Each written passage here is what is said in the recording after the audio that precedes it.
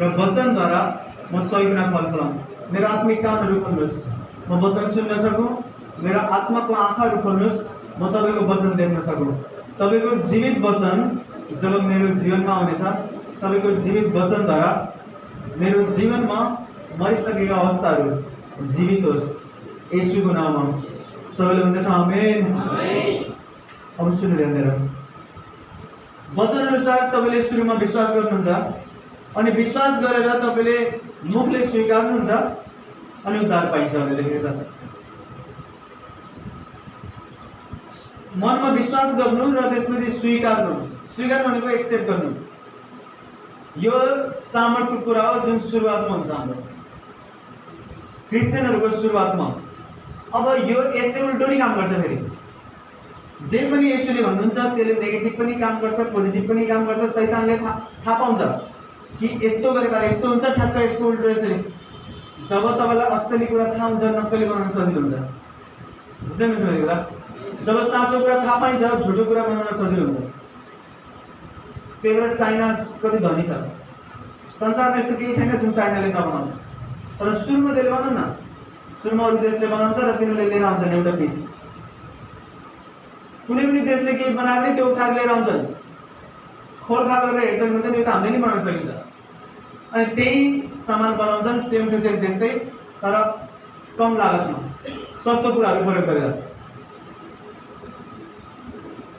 जब शैतानले थाहा पायो कि मनमा विश्वास गरेर मुखले स्वीकार्यो भने सामर्थ प्रकट हुन्छ, अब शैतानले पनि थाहा पाएर अब तिनीहरूले के गर्न थालेछन्, तपाईँको मनमा तिनीहरूले आफूले चाहेको कुरा विश्वास गर्न लाउँछ। शैतानले चाहेको कुरा तपाईँले विश्वास गर्नुहुन्छ र स्वीकार्नुभयो भने त्यो कुरा हुन्छ फेरि तपाईँको जीवनमा। अब परमेश्वरले तपाईँको मनमा विश्वास ल्याउन चाहनुहुन्छ र त्यो विश्वास अनुसार तपाईँले केही स्वीकार्नुहुन्छ, एक्सेप्ट गर्नुहुन्छ, त्यो कुरा हुन्छ। शैतानले थाहा पायो, अब त्यसले यसलाई उल्टो प्रयोग गर्छ। तपाईँको मनमा विश्वास लिएर आउन चाहन्छ त्यसले, र विश्वास आइसकेपछि त्यसलाई उल्टो प्रयोग गर्न जान्छ। अनि सबभन्दा धेरै भइराख्ने चर्चहरूमा के हो, शैतानले तपाईँलाई विश्वास गर्न लाउँछ र स्वीकार गर्न लाउँछ। धेरै क्रिस्चियनहरू जससँग मेरो भेट हुन्छ र प्रार्थनाको लागि भेट हुन्छ, मैले 100 जनालाई भेटेँ भने 100 जनामा 50-60 जनाभन्दा बढी मान्छे यस्तो हुन्छन् जसले शैतानको कुरा विश्वास गरिसकेछन् र स्वीकार्न पनि थालेका। सुन्नु होला त्यहाँनिर, शैतानले तिनीहरूलाई केही भन्यो, मनमा विश्वास आइसक्यो र त्यो स्वीकार्छन् पनि दिनुले। अब 100 जनालाई भेट्यो भने 60 जना जति त्यस्तो हुन्छ विश्वासी क्रिस्चियन, यसलाई मानेको नयाँ मान्छे कुरा गरेको। नयाँ मान्छेलाई त बिचरा केही पनि थाहा छैन, उसलाई केही पनि फरक पर्दैन। चाहे विश्वास गरोस्, चाहे शैतानको कुरा विश्वास गरोस्, चाहे परमेश्वरबाट आएको कुरालाई विश्वास गरोस्। तर विश्वासीहरू जब आउँछन्, उनीहरू आएर उनीहरूको मनमा पुरा पक्का विश्वास देख्नुहुन्छ तपाईँले, न डगमगाउने विश्वास, न अल्लिने विश्वास, शैतानबाट आएको त्यो विश्वास, र स्वीकार्छन् पनि। अब के हो त्यो, धेरै म्याक्सिमम केसहरूमा के हुन्छ, मान्छेहरू हार्छन् र हार स्वीकार्छन्। विश्वासीहरूले तिनीहरू हारे, मानव तिनीहरू बिजनेसमा हारे, परमेश्वर बिचको सम्बन्धमा हारे, पापमा फसेर हारे, रोगी भएर हारे, के गर्न चाहन्थे त्यो चाहँदा गर्न खोजे तर भएन, त्यो काम पुरा हुन सकेन नि हारे तिनीहरू। जब तिनीहरू हार्छन् तिनीहरूले त्यही स्वीकार्छन्। फेरि हार्ने बित्तिकै हार स्वीकार गर्छन्। क्रिस्चियनहरूले गरेको सबभन्दा ठुलो गल्ती यही हो। शैतानलाई थाहा छ यसले स्वीकार्यो भने विश्वास मनमा छ, अब विश्वास गरेर मात्रै भएन, अब स्वीकार्यो भने यसको जीवनमा सामर्थ प्रकट हुन्छ, चाहे नेगेटिभ सामर्थ प्रकट होस् चाहे पोजिटिभ। शैतानले पनि सेम त्यसरी काम गर्न खोज्छ जसरी परमेश्वरले गर्नुहुन्छ। धेरै क्रिस्चियनहरू जो आउँछन् र प्रार्थना हुन्छ, चाहे फोनमा, चाहे भेटेर, चाहे सँगै सभामा, बाहिर जाँदाखेरि मेन कुरा जो आत्मामा मैले गर्नुपर्ने हुन्छ उहाँहरूको लागि, त्यो जुन उहाँले विश्वास गरिसक्नुपर्छ, त्यो विश्वास गरेको कुरालाई निकाल्नुपर्छ र परमेश्वरको वचनबाट उनीहरूको मनमा विश्वास भरिदिनुपर्छ र भन्नुपर्छ यसलाई स्वीकार, यसलाई स्वीकार। मेरो बच्चै हुन्न, डक्टरले भनेछ तपाईँले नम्बर 1 कुरा जुन तपाईँले विश्वास गर्नुहुन्छ र स्वीकार्नुहुन्छ त्यसबाट सामर्थ प्रकट हुन्छ, थाहा पाउनुभयो भने तपाईँले कति धेरै लडाइँ जित्नुभयो। पोजिटिभ लडाइँहरू तर शैतानले पनि थाहा पाएको छ र त्यसले मनमा मान्छेहरूको मनमा ल्याइदिन्छ कुरा तबाट पाप भयो तेरो जीवनमा परमेश्वरले बनाएको योजना पुरा हुन त्यसले विश्वास गरेर स्वीकारे पनि केही गर्दैछ त्यसले गर्न सकेन असफल भयो अब त्यसले विश्वास गर्न थाल्छ कि म सक्दैन यसमा र विश्वास गरेर स्वीकार्न पनि थाल्छ यो क्रिस्चियनहरूले गर्दै गरेको ठुलो गल्तीमध्ये एक हो जब पास्टरले मलाई अनुमति दिनुभयो कि तिमीले आफ्नो सेवाकाई सुरु गर आफ्नो सेवाकाई सुरु गर्दाखेरि के थियो जवान अवस्थामा त्यति धेरै मान्छेले विश्वास गर्दैनन् अहिले त अवस्था फरक छ हाम्रो बिचमा तर त्यति बेला सुरुमा सेवाकाई गर्दाखेरि मेरो दिमागले मलाई भन्थ्यो कि मलाई कसले पत्ताउँछ चाहे जति मर्जी सामर्थ र अभिषेक होस् नजिकबाट चिन्ने मान्छेले पत्ताउला विश्वास गर्ला तर मलाई त्यसरी पत्ताउन नला मान्छेहरूले जसरी अरू सेवकाहरूलाई पत्ताउँछ अरू सेवकाहरूलाई विश्वास गर्छन् अरू सेवकाईलाई हेरेर परमेश्वरको महिमा गर्छन् त्यो सायद मेरो हुँदैन होला जबसम्म मेरो बिहा नहोस् या त पेट यत्रो ठुलो नहोस् पेट ठुलो भएपछि माइक ठ्याक्क यहाँबाट बनाउने जस्तो गरेर माइकै सामना गरेर हेलो पेट ठुलो पेट सानो हुनुको फाइदा बुझ्दै हुन्छ के हुँदैन टेक्निसियन पनि मलाई आउँछ यस्तो ओके मैले भन्नु चाहिँ के हो मैले मेरो मनमा यो थियो तर यो मेरो मनमा हुँदाखेरि पनि मैले मनमा त्यसलाई विश्वास गरे पनि मुखले स्वीकार गर्थेन मनमा विश्वास हुन्छ तपाईँले स्वीकार्नु भयो भने सामर्थ प्रकट हुँदैन त्यो त्यही रहिरहन्छ हुँदैन मेरो कुरा मैले सोच्थेँ यस्तो मैं सोच्थेँ कि हाम्रो सेवकाईमा हुँदैन होला जो अरू ठाउँमा हुन्छ उमेर पुरा नहुँदासम्म चाहे परमेश्वरले अनुमति दिनुभयो आफ्नै सेवकाई गर्न तर पनि नहोला तर यो मनको जुन विश्वास हो शैतानले तपाईँको मनमा केही कुरा राख्छ या त परमेश्वरले तपाईँको मनमा केही कुरा राख्नुहुन्छ त्यो त्यत्तिकै मनमा आउने बित्तिकै पुरा हुँदैन जबसम्म तपाईँले स्वीकार्नुहुन्न एक्सेप्ट गर्नुहुन्न मुखले बोलेर मात्रै होइन कि पुरा मनले जबसम्म एक्सेप्ट गर्नुहुन्न जबसम्म तपाईँले स्वीकार्नुहुन्न शैतानले काम गर्न सक्दैन जबसम्म तपाईँले स्वीकार्नुहुन्न परमेश्वरले पनि काम गर्न सक्नुहुन्न आजको हाम्रो मेन विषय चाहिँ के हो शैतानले भनेका कुराहरू मान्छेले स्वीकारिसकेछन् र भयो हार मानेर बसेछन्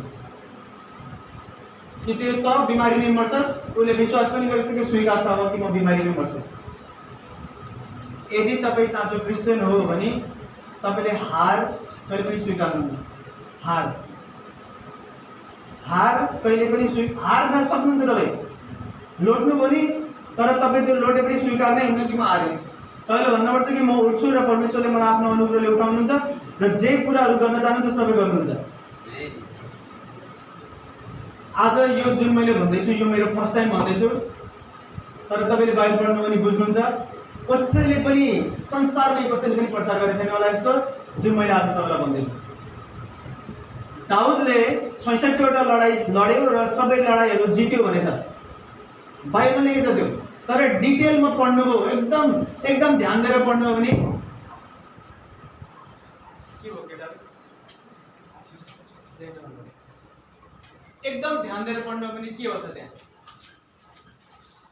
दाउद लडाई हारिसकेछ कतिचोटि ध्यान दिएर सुन्नु होला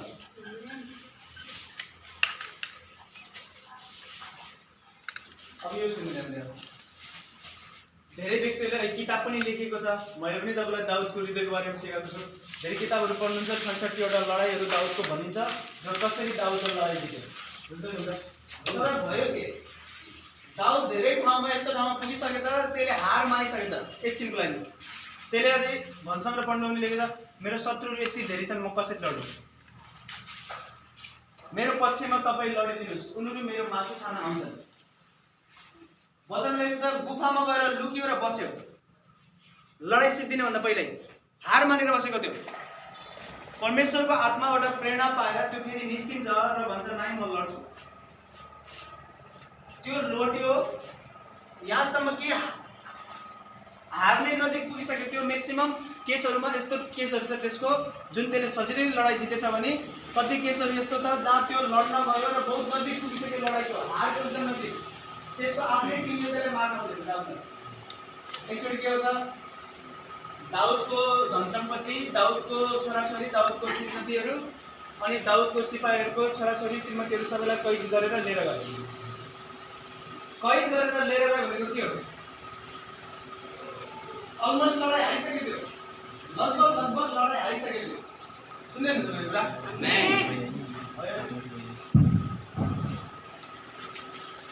दाउदको आफ्नो मान्छेहरू सबैलाई घेरा हाले, समातेर लिएर गए। दाउद फर्केर आउँदाखेरि त न श्रीमती छ न छोराछोरी छ। दाउदको सिपाहीहरूले भन्छन् खोइ तपाईँको पछि लाग्यो त हाम्रो छोराछोरी पनि कैदमा गए, हाम्रो भेडा बाख्रा कोही पनि छैन, सबैलाई लिएर गयो, नोकर चाकरसम्म पनि छैन। दाउदको मान्छेहरूले दाउदलाई मार्न चाहन्थे कि तपाईँले गर्दा तपाईँको पछि लागेर हामी त्यहाँ गयौँ, फर्केर आउँदाखेरि यहाँ केही पनि छैन। धेरै केसहरूमा त्यो लडाइँ हारिसकेको छ, तर लडाइँ हार्दा पनि त्यसले लडाइँ जित्यो भनेर वचनमा लेखेको छ।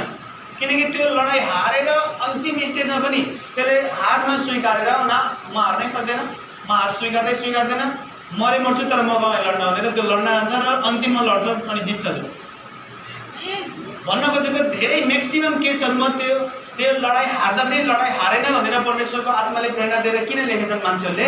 किनकि त्यसलाई बिमारीले लोटायो। उदाहरणको लागि त्यसको परिवारको परिस्थितिले पछाडि एकदम जोडले उठ्नै नसक्ने गरी हारेर जब बसेछ, हारेर बसेको बेलामा त्यसले मनमा फेरि सोच्यो कि नै मैले हार स्वीकार्दैन, म आउँछु। सुन्नुहुन्छ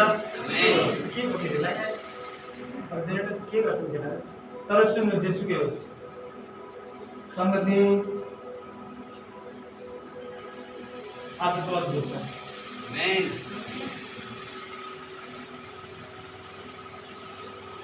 मैले धेरै किताबहरू पढेछु दाउदको बारेमा, धेरै।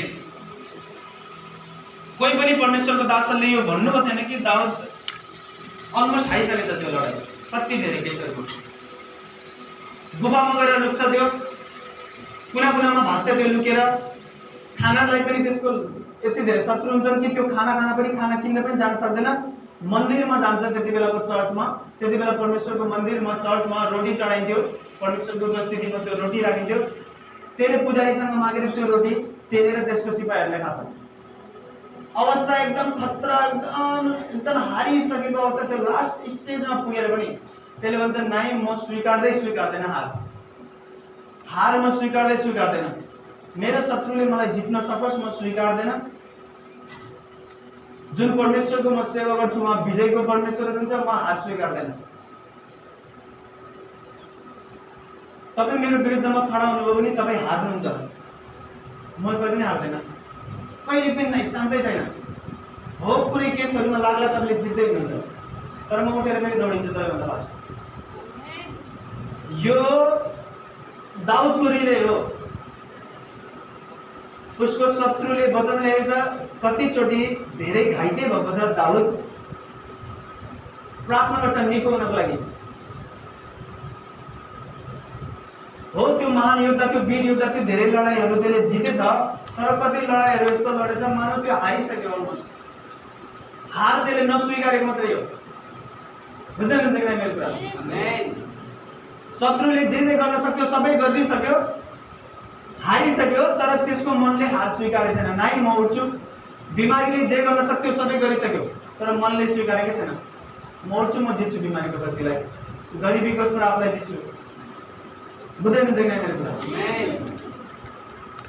मनमा छ त्यसको कि मेरो परिवार गयो, मेरो छोराछोरीलाई पनि लिएर गयो, भेडा बाख्रा पनि लयो, नोकर चाकर पनि लयो, मेरो सिपाहीहरूको सबैलाई लयो, सिपाहीहरू मेरो विरुद्धमै खडा हुन थाले।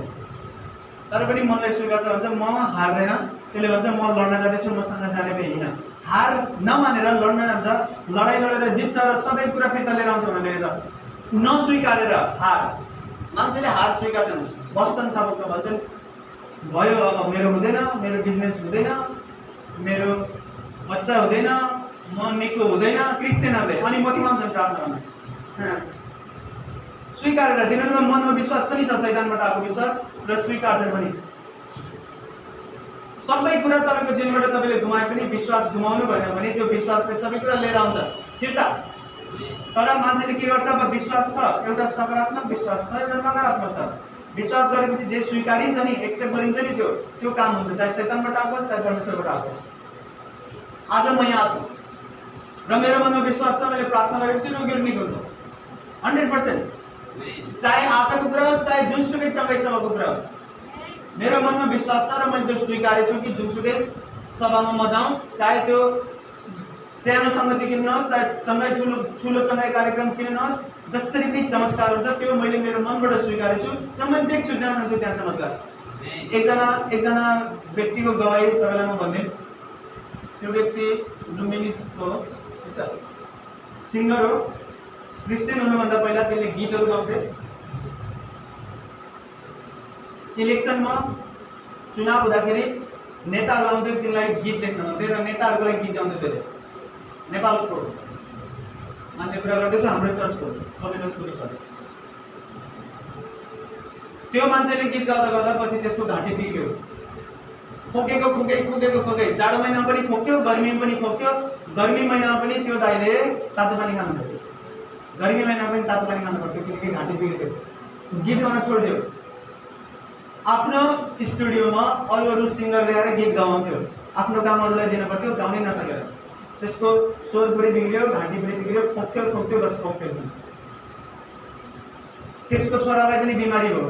त्यसको छोरा सानो कति 6 वर्षको होला, धेरै भयो। 6 वर्ष पनि छैन, स्कुल पनि जान्न थियो। 5 वर्ष 4.5-5 वर्षको होला। त्यसको छोरा बिमारी नथाल्यो। त्यसको छोरालाई बिमारी हुँदाखेरि आँखा पल्टाउँथ्यो, यस्तो गरेर सेतो भाग मात्रै देखिन्थ्यो, हात खुट्टा टाइट हुन्थ्यो। अनि हात खुट्टा यति टाइट हुन्थ्यो, त्यसको यहाँ छ भने हात टाइट हुँदाखेरि यस्तो गरेर धपालिदिन्थ्यो पऱ्यो। मान्छे त्यसको नजिकै छ भने हात टाइट हुन लाग्दाखेरि हात तन्काए पनि मान्छे पनि धपालिन्थ्यो, ठुल्ठुलो मान्छे पनि धपालिन्थ्यो। त्यस्तो झट्का हुन्थ्यो त्यसको शरीरमा। मिर्गी भनेको होइन, अर्कै रोग हो। ज्वरो आउँथ्यो, ज्वरो आएरबाट सुरु हुन्थ्यो, ज्वरो आएपछि आँखा पल्टिन्थ्यो, हात खुट्टा बटार्दाखेरि हात खुट्टा यसरी बटारेर हात खुट्टा फाल्थ्यो कि मान्छेहरू पनि उत्तिन्थ्यो। त्यो सानो बच्चाले तिनीहरू चर्च आयो। चर्च आएपछि प्रार्थना भयो। त्यो 2-3 हप्ता आएपछि त्यसको घाँटी सन्चो भयो। त्यो दाइको घाँटी सन्चो भएपछि आफ्नो छोरालाई लिएर आयो, भने मेरो छोरालाई यो बिमारी छ। त्यसको छोराको लागि प्रार्थना भयो र मैले भने अब तिमी चेक गर, हेर कति हप्तामा कति दिनमा त्यसलाई यो बिमारी हुन्थ्यो, अब चेक गर। तिनीहरूले लगभग 1.5-2 वर्ष चेक गरे। 1.5-2 वर्षदेखि एकचोटि पनि आएन त्यो बिमारी। उसले बत्तिसमा लियो, उसको छोरीले बत्तिसमा लियो, उसको श्रीमतीले लिने भएको छ। अनि चर्चमा आएको थियो एक दिन र त्यसले भन्यो कि मेरो छोरा चाहिँ एउटा बिमारी छ तर सन्चो भयो, मलाई अझै एउटा छोरा चाहिन्छ। उसको बुढीले भन्दैछ एउटा अझै बच्चा गर्ने हाम्रो योजना छ तर छोरा नै होस्। मैले भने छोरा त छ तपाईँको? उसले भन्यो नाइ छोरा त छ, त्यही पनि अलिअलि बिमारी छ, निको भइसक्यो तर पनि हामीलाई मनको इच्छा हो कि छोरै होस्। मैले भने ठिक छ, मैले प्रार्थना गरेँ। मैले भने परमेश्वर तपाईँको इच्छा भयो भने यो होस्। त्यो मेरो बर्थडे थियो। मेरो बर्थडेवाला दिनमा प्रेग्नेन्ट भयो त्यो। बुझ्दै हुनुहुन्छ? त्यसको छोरा जन्मेछ। अहिले गीत गाउन सक्थेन, स्वर खराब थियो, खोकी लाग्नुलाई गर्थ्यो। त्यो सन्चो भयो, त्यसको छोरा सन्चो भयो, अझ एउटा छोरा चाहियो, त्यो छोरा भयो। उसले भन्दै थियो कि कति वर्षदेखि त्यसले बिजनेस गर्दैछ, चर्च आउन लागेको 1.5-2 वर्ष भयो। त्यसले भनेछ 1.5-2 वर्षमा जुन सफलता मैले पाएँ, मेरो जीवनभरि त्यत्रो साल गर्दा पनि मैले यो 1.5-2 सालमा पाएको सफलता जीवनभरि गर्दा पनि पाएन। यो यस्तो चमत्कार कसरी हुन्छ जब मान्छेले स्वीकार्दैन शैतानको कुरा। बुझ्दै हुनुहुन्छ कि नै मेरो कुरा? जब मान्छेले शैतानको कुरा स्वीकार्दैन, शैतानले भन्छ कि त मर्छस् खोज्दै, तेरो बच्चा नि यही, जे पनि होस्, तर त्यसले स्वीकार्दैन। मनमा तपाईँले शैतानको कुरा जब स्वीकार्नुहुन्न र परमेश्वरबाट आएको कुरालाई पूर्ण रूपमा स्वीकार्नुहुन्छ, तपाईँ लडाइँ हार्नुहुन्न। एकचोटि लड्न सक्नुहुन्छ, 2चोटि लड्न सक्नुहुन्छ। तपाईँ लडेको बेलामा तपाईँको विरोधीहरूले गर्न सक्ला। सालले उठ्नुहुन्छ, फेरि तपाईँ यसरी उठ्नुहुन्छ नि, गर्जिँदै सिंह चाहिँ।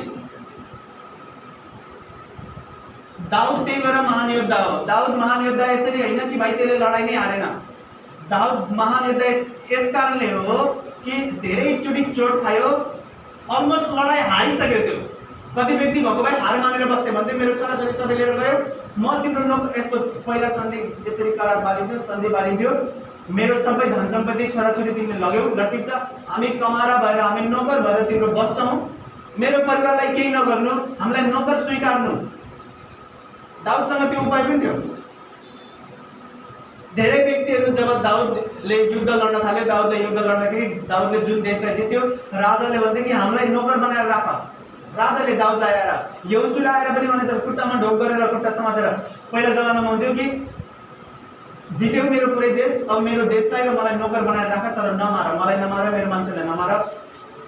दाउदसँग त्यो उपाय थियो कि हार मान्छु, जान्छु, नोकर बनेर बस्छु।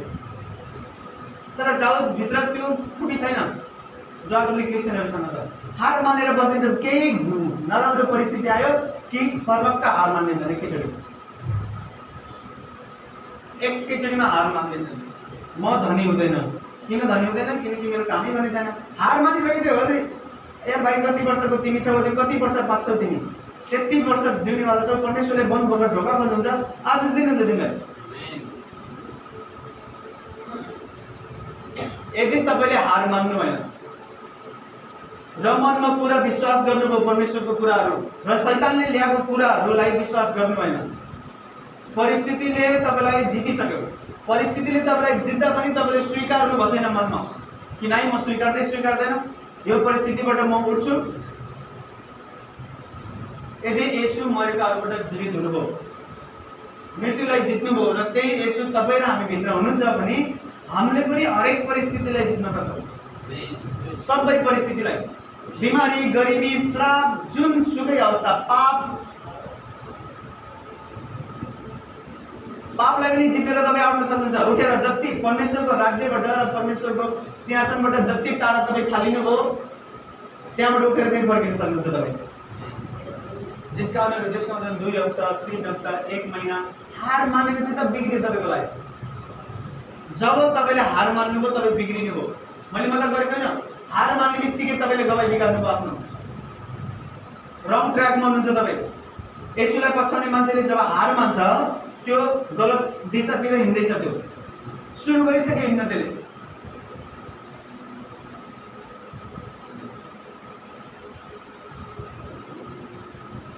कति व्यक्तिहरू छन् हो परिस्थितिले तपाईँलाई जित्छ, मैले मजाक गरेको होइन, परिस्थितिले तपाईँलाई जित्छ, तर तपाईँले स्वीकार्ने होइन। परिस्थितिले मलाई जितेकै छैन, देख्दाखेरि लाग्छ कि जितिसक्यो मलाई, मेरो अवस्थाले, मेरो परिस्थितिले मलाई हराइदियो, तर तपाईँले स्वीकार्ने होइन। कुरेर बस्ने परमेश्वरलाई प्रार्थना गर्दै आफ्नो नजिक जाने। एक दिन के भयो, पाकिस्तानको घटना हो त्यो। तपाईँलाई थाहा छ पाकिस्तानमा कति ठुलो चर्च छ? पाकिस्तानको सबभन्दा ठुलो चर्चमा अङ्कुर नरुलाजी जानुभएको थियो र त्यही सबभन्दा ठुलो चर्च हो पाकिस्तानको। त्यहाँ मेरो आत्मपिता डेभिड हिटेलर जानेवाला हुनुहुन्छ केही महिनापछि, अनि म पनि जानेवाला छु त्यहाँ घुम्न। मेरो आत्मपिताले सेवा गर्दाखेरि म त्यहाँ बसेर भोलिन्टियर काम गर्छु। तर मैले अनुभव चाहिँ के हो, पाकिस्तानमा एकदम ठुलो महिमा छ परमेश्वरको, मुस्लिम देश भए पनि। एकजना पाकिस्तानको केटा जसको छोरी थिए, 2 सानो छोरी थिए। एक दिन के वो श्रीमती गायब भयो उसको, ठिक छ। श्रीमान र श्रीमतीको सम्बन्ध एकदम राम्रो, मिलेर बस्ने, श्रीमती एकदम पोजिटिभ, एकदम राम्रो, श्रीमान पनि एकदम राम्रो। श्रीमानले गएर उजुरी हाल्यो कि मेरो श्रीमती छैन,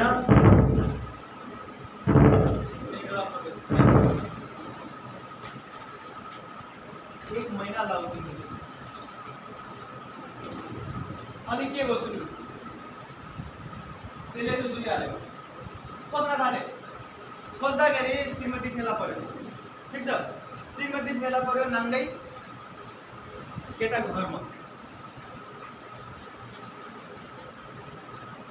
श्रीमानले उजुरीमा के लेखेर मैले श्रीमतीलाई एकचोटि पनि पिटे छैन, मैले श्रीमतीलाई गाली गरे छैन, श्रीमती मसँग झगडा पनि गर्दैन, श्रीमतीले मलाई पनि पिटे छैन। हाम्रो बिच सबै सम्बन्ध राम्रो छ, छोराछोरी 2टा छोरी छ, राम्रो मिलेर बस्छौँ।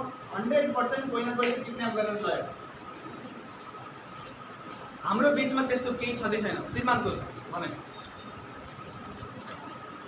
प्रार्थना हुन थाल्यो, प्रार्थना भयो, खोजे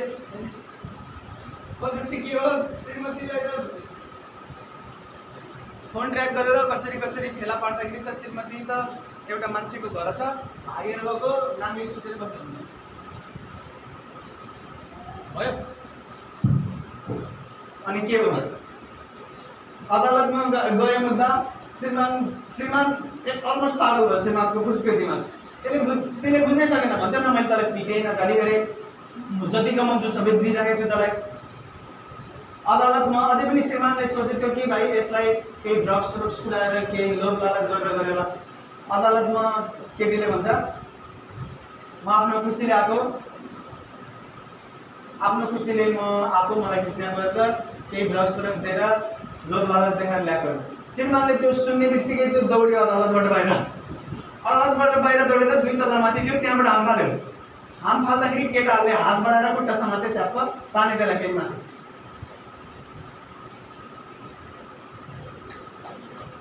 त्यसको अवस्थाले, त्यसको परिस्थितिले त्यसलाई जित्यो, बुझ्दैन सर? तर त्यो मान्छे आज केही समयपछि आफ्नो बेस्ट लाइफ जिउँदैछ। बेस्ट लाइफ भनेको बेस्ट लाइफ, सफलताको जीवन, राम्रो श्रीमती, आफ्नो पुरानो छोराछोरी जो तिनीहरूसँग आफ्नो बेस्ट लाइफ जिउँदैछ। यदि तपाईँ हार्नु भएन भने परमेश्वरसँग छ अप्सन, परमेश्वरसँग प्लान बी छ। तर यो के हो, मान्छे हार्छ, हार स्वीकार्छ। सुन्दै हुनुहुन्छ कि नै मेरो कुरा? श्रीमान मर्यो होला, श्रीमती मर्यो होला, जुनसुकै नराम्रो परिस्थिति तपाईँको छोराले छोड्यो या के हो तपाईँको अवस्था मलाई थाहा छैन, तर तपाईँ हार मान्नु भएन भने विजयहरू चाहिँ एउटा विजेता जस्तै जीवन जिउन सक्नुहुन्छ। तपाईँ बिग्रिन्छ कहाँ, जब स्वीकार्छ मान्छेले। बुझ्दै हुनुहुन्छ मेरो कुरा? जब तपाईँले स्वीकार्नुहुन्छ कि म छु यही अवस्थामा, जब तपाईँले स्वीकार्नुहुन्छ तब बिग्रिन्छ तपाईँको अवस्था। एउटा समय थियो जब परमेश्वरको उपस्थितिमा म अगाडि बढ्दै थिएँ। आज यो जे परमेश्वरले हामीलाई आशिष दिनुभएको छ, चर्च, सेवकाई, विश्वभरि, यो थिएन के पनि। एकजना व्यक्ति आउनुभयो र उहाँले भन्नुभयो, उमेश, परमेश्वरले मलाई भन्नुभएको छ तिमीले बिहा गरेनौ भने तिम्रो सेवकाई बढ्दैन, ठप्प फुल स्टप लगाइदिनु छ परमेश्वरले। यसरी लेखेर कस्तो थप फुल स्टप लगाएर चाहिँ अगाडि बढाएर लेख्न मिल्दैन। परमेश्वरले मलाई भन्नुभयो। मेरो दिमागमा मैले धेरै सोच्न थालेँ। म घर गएर प्रार्थना गरेँ छैन त्यो परमेश्वरको इच्छा। परमेश्वरको इच्छा नभए पनि, किनकि मैले त्यो व्यक्तिलाई बहुत आदर गर्थेँ, एकदम सम्मान गर्थेँ, मैले एक पलको लागि सोचेँ यार परमेश्वरको इच्छा होला। प्रार्थना गरेपछि थाहा भयो यो परमेश्वरको इच्छा होइन। अहिले मेरो मनमा पुरा विश्वास भइसक्यो उहाँले भनेपछि।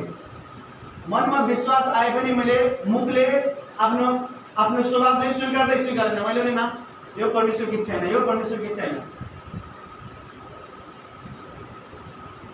नेपालमै सबभन्दा छिटो बढ्ने चर्चहरू हाम्रो बिहा भएको छैन। एक दिन एउटा साथी आयो, मलाई हेरेर विश्वास हो, मलाई हेरेर हाँसेछ, मुस्कान दिएछ, स्माइल। मैले भने यार के हो तिमीलाई?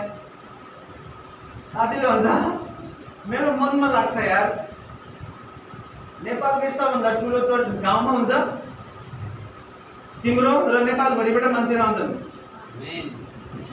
अनि मैले भने किन हाँसेछौ त तिमी? त्यसले भने म यस कारणले हाँस्दैछु कि मान्छेहरू पहिला सहर खोज्दै जान्थे, अब गाउँ खोज्दै आउँछन् नि त, तिम्रो चर्च खोज्दै। यो परमेश्वरको इच्छा हो हाम्रो सेवाको। तर तपाईँले स्वीकार्ने होइन, तेरो यो भयो, तैँले यो पाप गरिस्, यसमा घाटा लाग्यो, त्यसको पैसा यो डुब्यो, या त्यो जे के छ अवस्था, अप्सन उपाय जतिसुकै भए पनि तपाईँले हार मान्नु भएन। तपाईँ हार्नुभयो। परिस्थितिले भनेछ कि हार्यो दिने, तर तपाईँले भन्नुहुन्छ नाइ म स्वीकार्दैन, हार स्वीकार्दैन, म उठ्छु, लड्छु, दौडिन्छु, हेरौँ कतिसम्म दौडिन सक्छु। परमेश्वर मरेकाहरूबाट जीवित हुन सक्ने मेरो परमेश्वरले मलाई यो अवस्थाबाट फेरि उठाउन सक्नुहुन्छ। मरेकाबाट 3 दिनपछि जीवित हुनुभयो। सबभन्दा ठुलो गल्ती यही हो कि जब तपाईँले स्वीकार्नुहुन्छ मेरो श्रीमान बद्लिन्न। शैतानले तपाईँलाई भन्यो र तपाईँले भन्नुहुन्छ ना बद्लिन्न, मेरो छोरा बद्लिन्न, मेरो श्रीमान बद्लिन्न। यस्तै हुन्छ। जब तपाईँले स्वीकार्नुहुन्छ विश्वास आयो र त्यसलाई स्वीकार्नुभयो, त्यो शैतानको शक्ति हो। त्यो बहुत ठुलो बलियो शक्ति हो शैतानको। जसरी परमेश्वरले तपाईको विश्वासलाई प्रयोग गरेर ठुलो काम गर्नुहुन्छ, शैतानले पनि तपाईको विश्वासलाई प्रयोग गरेर ठुलो काम गर्छ। स्वीकार्नुभयो भने त्यो हुन्छ, 100% हुन्छ। हामी सबैले आफ्नो विश्वासको फल खाने हो। चाहे शैतानबाट आएको विश्वासलाई काम गर्न दिउँ, चाहे परमेश्वरबाट आएको विश्वासलाई काम गर्न दिउँ, विश्वासको फल खाने हामी सबैले। तर यदि आजको वचन तपाईँले सुन्नुभयो र मैले जे तपाईँलाई भन्दैछु ध्यान दिएर सुन्नुभयो र शैतानले दिएको अवस्था, शैतानले ल्याएको परिस्थितिमा हार मान्नु होइन तपाईँ र स्वीकार्नु न हार भने तपाईँ एक दिन एउटा विजयी मान्छे चाहिँ हिँड्नुहुन्छ। बुझ्दै हुनुहुन्छ मेरो कुरा? 100% मेरो जीवन गवाई छ त्यसको लागि। यो उत्साह दिनको लागि मोटिभेसनल स्पिकर मलाई ठिकै लाग्छ, मोटिभेसनल स्पिकर, तर यो त्यो होइन। यो बुझ्दै हुनुहुन्छ मेरो कुरा? यो त्यो होइन, यो एउटा सामर्थ्य हो। त्यही पवित्र आत्मा जसले येशूलाई मरेकाहरूबाट जीवित पार्नुभयो आज तिम्रो भित्र हुनुहुन्छ भनेर वचनमा लेख्छ पावलले। येशूलाई मरेकाबाट जीवित पार्नुभयो, त्यो अवस्था जहाँबाट कोही फर्केको छैन। ठुल्ठुलो व्यक्तिहरू आए, मरे, सिद्धिए, तर येशू मृत्युमा जानुभयो र परमेश्वरको आत्माले हाम्रो प्रभुलाई मरेकाहरूबाट जीवित पार्नुभयो। त्यही परमेश्वरको आत्मा आज हामी भित्र हुनुहुन्छ भने येशू मरेकाहरूबाट जीवित हुन सक्नुभयो त्यो पवित्र आत्माद्वारा पनि। त्यही पवित्र आत्माद्वारा तपाईँ त्यो बिजनेसबाट, त्यो बिग्रेको अवस्थाबाट, त्यो पारिवारिक अवस्थाबाट, त्यो सम्पत्तिको अवस्थाबाट, त्यो आत्मिक जीवनको अवस्थाबाट, जुनसुकैबाट तपाईँ उठ्न सक्नुहुन्छ। तपाईँले गर्ने के हो? तपाईँले गर्ने के हो? परमेश्वरको कुराहरूलाई स्वीकार्ने हो, शैतानको कुराहरूलाई स्वीकार्ने होइन र आफूलाई रेडी गर्ने हो। परमेश्वरको कुराहरू स्वीकार्दै आफ्नो मनलाई तयार गर्दै जाने। कहिले नि बन्दिन यो, कहिले नि यो हुन्न त्यो। यो मेन मिस्टेक हो जो मान्छेले गर्दैछन्।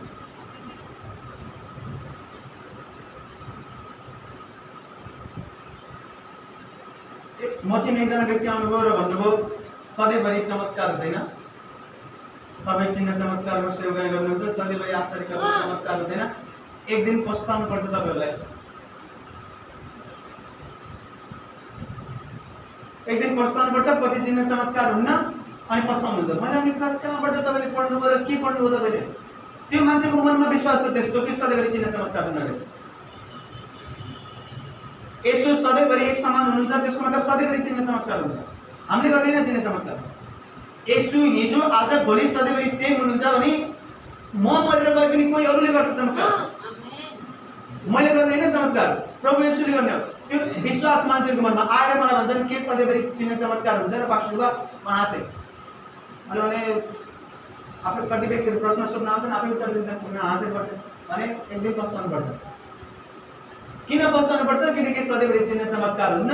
मान्छेहरू जो तपाईँको सेवाकाईमा चिन्ह चमत्कार देख्न भनेर आउँदैछन्, चिन्ह चमत्कार देखेर प्रभुलाई विश्वास गर्दैछन्, त्यो दिन चिन्ह चमत्कार हुन्न, धोका पाउनुहुन्छ। मैले भने यार यो विश्वास छ मान्छेहरूको यहाँ दिमागमा, कस्तो विश्वास लिएर जित्दैछन् कि सधैँभरि चिन्ह चमत्कार हुन्छ। सधैँभरि चिन्ह चमत्कार हुन्छ, सधैँभरि आशिष पाउन सक्नुहुन्छ तपाईँले। हरेक अवस्था, हरेक कठिनाइलाई तपाईँले सधैँभरि जित्न सक्नुहुन्छ। कष्ट सधैँ आउँछ र तपाईँले सधैँ जित्न सक्नुहुन्छ। तपाईँ जन्मेदेखि नमर्दासम्म लडाइँ हुन्छ तपाईँको जीवनमा, तर सबै लडाइँ जित्न सक्नुहुन्छ। 100%। मैले मजाक गरेको होइन। लडाइँ नै हुन्न, बिमारी नै हुन्न, त्यस्तो केही पनि वचनबाट हामीलाई सिकाउन। परमेश्वरले कहिले भन्नुहुन्न कि लडाइँ हुन्न, बिमारी हुन्न। उहाँले भन्नुभयो हेर संसारमा हुँदा कष्ट आउँछ तर ढाडस गर। के ढाडस गर? मैले संसारलाई जितेछु भनेको। यदि मैले संसारलाई जितेछु र म तिम्रो भित्र छु भने तिमीलाई कष्ट आउँदाखेरि हरेक कष्ट जब आउँछ तिमीले जित्छौ सबै कष्टलाई, बिमारीको कष्टलाई, श्रापको कष्टलाई, तर हार मान्न भएन, हार मान्न भएन। बुझ्दै हुनुहुन्छ कि मेरो कुरा? जब तपाईँ हार्नुभयो तपाईँ अलमोस्ट तपाईँ सिद्धिनुभयो, तपाईँको लाइफ सक्यो। कहिले पनि हार मान्दैन। दुनियाँले जे भने पनि आफ्नै परिवारले भन्नु कहिले कहिले मान्दैन हार, आफ्नै श्रीमानले कहिले कहिले भन्दैन होला, श्रीमतीले भन्दैन होला, हार मान्ने होइन। मेरो परिवार उठ्छ, म आशिषित हुन्छु, मेरो रोग निको हुन्छ, मैले कहिले पनि हारै मान्दैन। मैले मजाक गरेको होइन। त्यही भएर मेरो विरुद्धमा कोही उभिन्छ भने त्यो व्यक्ति टाउको ठुक्दा ठुक्दा ठुक्दा निलो होला तर हार्दैन। मैले मजाक गरेको होइन। फसाउनको लागि जे सुकै गर्नको लागि हाम्रो टिम जस्तै निलो होला त्यो। तिन जस्तै निलो भए पनि त्यो आफ्नो उहाँको अवस्थामा हार्दैन कहिले। हो एउटा अवस्था होला जब मान्छेले देख्दाखेरि लाग्ला कि हार्यो क्या, फस्यो क्या, यो त आजभोलि शान्त छ के। यसलाई पनि हेरेछ फरिसीले भने हार्यो क्या यो त, 3 दिन भयो चिहानमा छ, हारेर त पुग्यो होला, त्यो सकियो होला। त्यो परमेश्वरको टाइम थियो एकछिन बस्नलाई, परमेश्वरको टाइम थियो एकछिन मृत्यु चाख्नलाई। त्यस्तै परमेश्वरको टाइम हुन्छ आफ्नो अँध्यारो परिस्थितिमा परमेश्वरको ज्योति देख्न कोसिस गर्नु। दाउदले भन्छ अन्धकारमय घाटी भएर जानु पर्दा पनि म कुनै खतरादेखि डराउने छैन। किन डराउने छैन? तपाईँ मेरो साथमा हुनुहुन्छ भन्छ। अँध्यारो परिस्थितिमा पनि त्यसले देख्दैछ कि परमेश्वर यहाँ हुनुहुन्छ आफ्नो बिमारी परिस्थितिमा। येशू प्रभुले आफ्नो चिहानमा मर्दाखेरि चिहानमा बस्नुहुन्छ मृत्यु भएर। उहाँलाई थाहा छ कि पापको ज्याला मृत्यु हो, म मर्नै सक्दैन, पाप गर्ने मान्छे मात्रै मर्छ। येशूमा पापै छैन तर पनि उहाँले ल ममा पाप नभए पनि यो पिताको इच्छा हो, म बस्छु 3 दिनसम्म भनेर उहाँले मृत्युलाई अँगालेर 3 दिनसम्म बस्नुहुन्छ त्यहाँ। स्वाभाविक होइन, पापको ज्याला मृत्यु हो। जम्मा पापै छैन त्यो मर्दैन। आदम र हव्वा किन पहिला मर्थेनन्? पापै थिएन तिनीहरूमा, पाप आयो र मृत्यु आयो। येशू आउनुभयो, येशूमा पाप नै छैन तर 3 दिनसम्म मृत्यु चाखेर बस्नुहुन्छ। स्वीकारेर कि ल 3 दिनसम्म चाहिँ मैले स्वीकार्छु यो कुरा, किनकि यो मेरो पिताको इच्छा हो। तर हार चाहिँ मान्दैन, म उठ्छु। तेस्रो दिन भजन लेखेको छ मृत्युलाई जितेर तेस्रो दिनमा उहाँ उठ्नुभयो फेरि। जो मान्छे हारिसकेपछि पनि हार स्वीकार्दैन त्यो विजेताहरूभन्दा अझ बढी महान विजेता हो। येशू प्रभु सदुकीहरूको लागि, फरिसीहरूको लागि हार्नुभयो। यो त मरेको मान्छे जीवित गर्ने मान्छे आफै चिहानमा छ, आउँदैन आएन, ठप्प भयो, यसको किस्सा खतम। तर हार स्वीकार्नु भएन, टाइम आयो निस्किनु भयो त्यहाँबाट। बुझ्दै हुनुहुन्छ? जसले हार स्वीकार्दैन, मैले हार स्वीकार्दैन, चाहे मबाट गल्ती होस्, चाहे मान्छेले मेरो विरोध गरोस्, चाहे अब भने जस्तो अवस्था नजाओस्, मैले कहिले पनि स्वीकार्दैन हार। र कोही व्यक्ति चाहन्छन् कि भाइ म हार स्वीकार्छु र म खस्छु, एक दिन पतन हो, एक दिन, त्यो दिन त आउँदैन कहिले पनि नै। त्यो दिन त्यस्तो व्यक्तिहरूको लागि आउँछ जसले स्वीकार्छ। बुझ्दै हुनुहुन्छ मेरो कुरा? जसले स्वीकार्छ, जसले हृदयबाट मनबाट स्वीकार्यो त्यसले पायो। त्यो तपाईँले के स्वीकार्दैनुहुन्छ?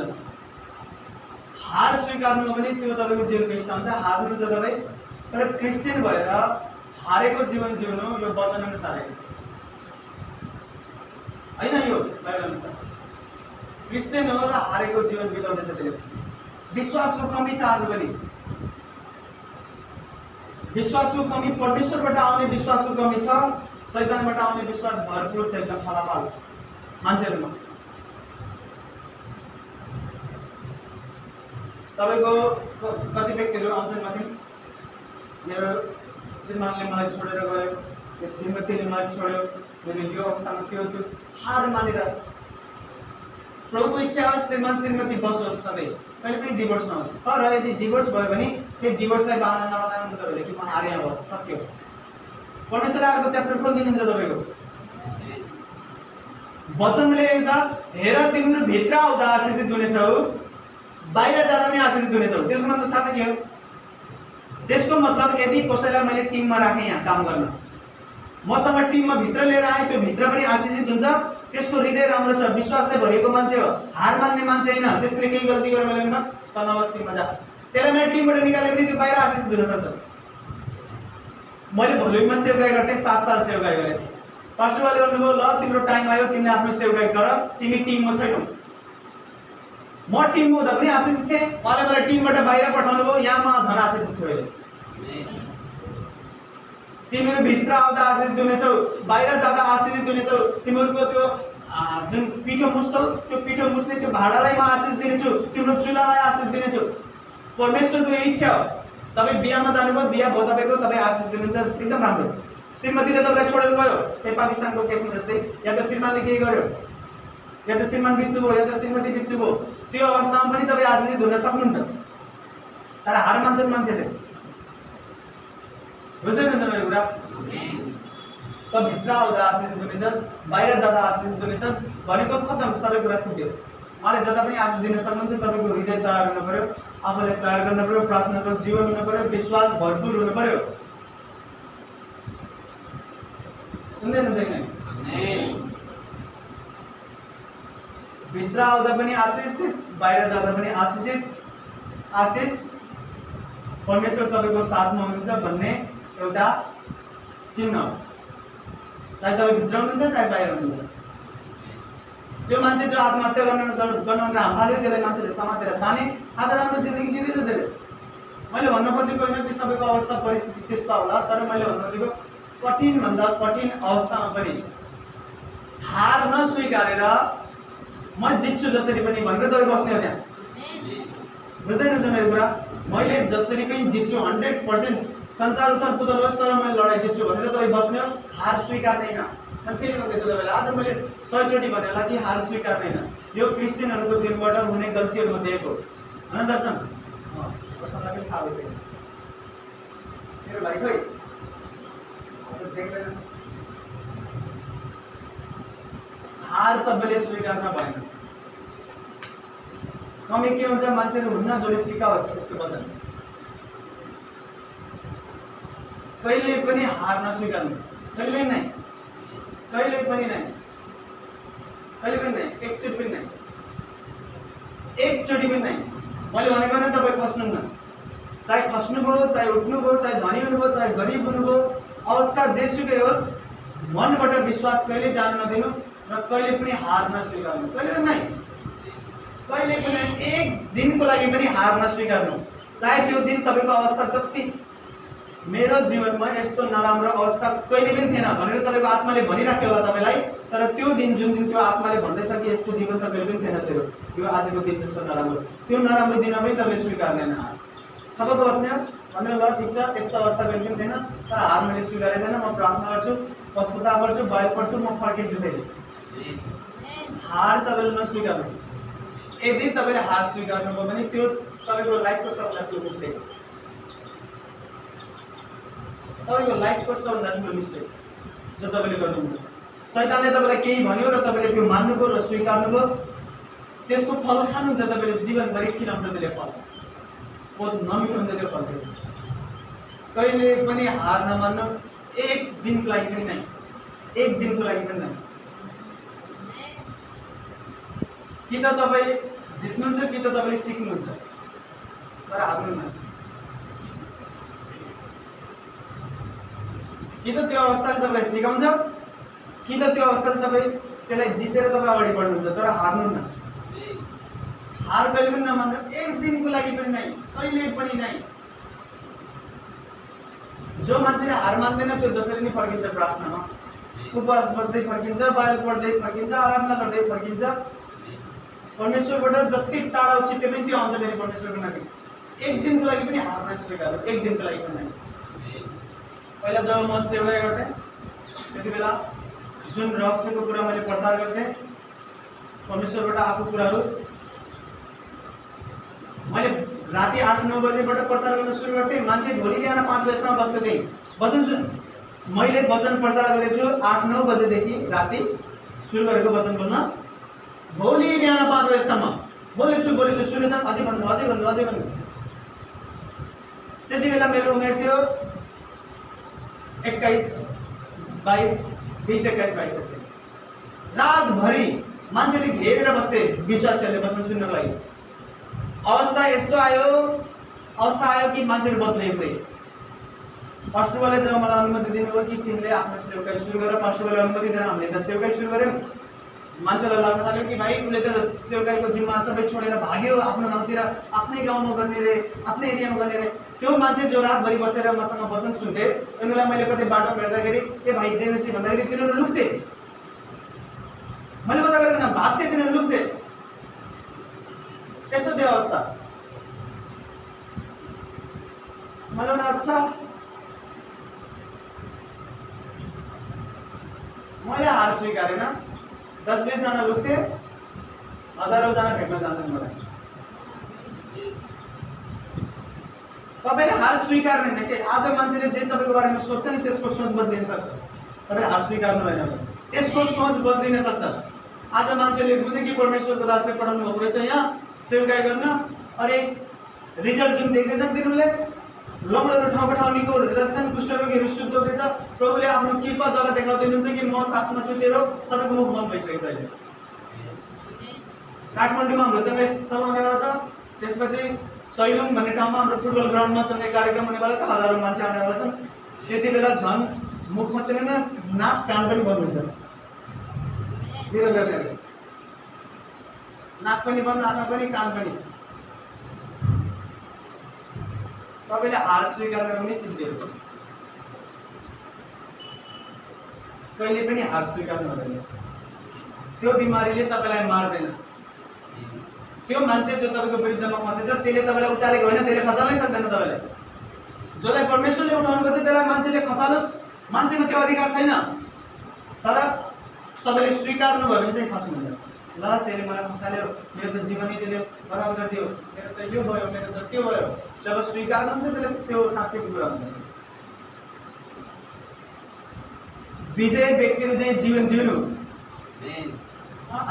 हामीले त्यो ट्रेडिङ सिक्दैछौँ हाम्रो भाइहरू बसेर।